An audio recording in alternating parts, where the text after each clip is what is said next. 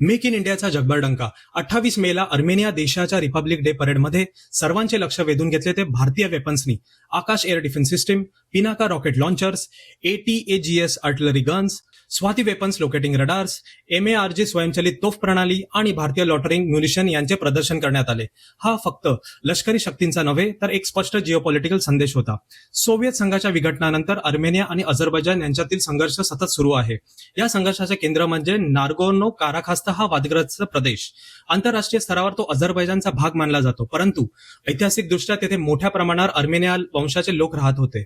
या वादामुळे 1990च्या दशकात 2020 आणि 2023 मध्ये युद्ध झाली.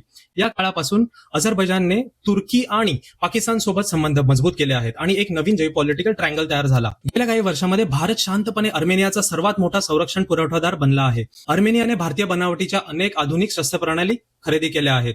अब्जावधी डॉलरच्या संरक्षण करारामुळे दोन्ही देशातील संरक्षण सहकार्य झपाट्याने वाढले आहे. म्हणूनच या परेडकडे जगाचे लक्ष वेधले गेले.